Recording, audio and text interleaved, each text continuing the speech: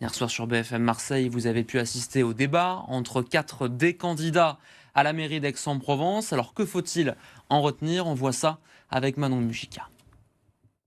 Sur le plateau, l'ambiance cordiale n'empêche pas certains accrochages. Dès qu'il y a quelque chose qui ne va pas à Aix, on dit c'est de la faute de la métropole. Exactement, c'est comme le poumon de Molière. Mais je n'ai pas dit que ça n'allait pas. Pendant près d'une heure et demie, les thèmes sont balayés. Économie, logement, tourisme.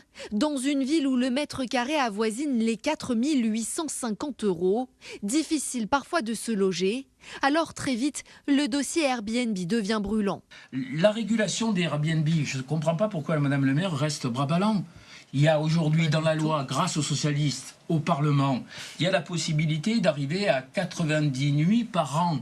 Eh bien, qu'elle le fasse. Sur la sécurité, chacun ses propositions. Le candidat Rassemblement National veut une centaine de policiers municipaux en plus. Pour ouvrir 3 postes de police avancée, l'un à Puricard, l'autre à Luynes, couvrir Luynes et les Milles, qui existaient ces postes, mais qui sont fermés actuellement. Et puis en ouvrir un 3e à la Durane, qui est une vraie ville en soi. Face à la montée du narcotrafic, Marc Péna veut créer une brigade des stupes. Poursuivre le déploiement des caméras de vidéosurveillance à raison de 20 par an, c'est l'objectif de Sophie Joissin, sans parvenir à convaincre la candidate insoumise. On n'a jamais vu encore une caméra descendre de son main pour sauver quelqu'un.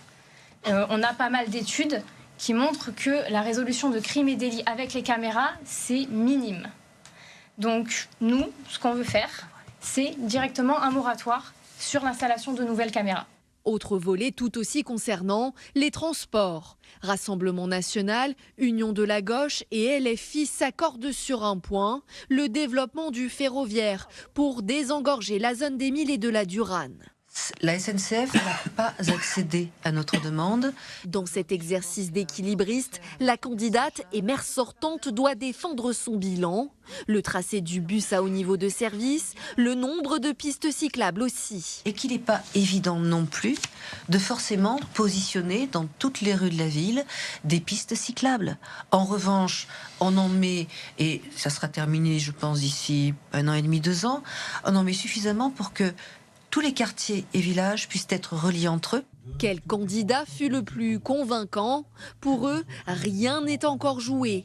Ils devront affronter l'épreuve des urnes les 15 et 22 mars prochains.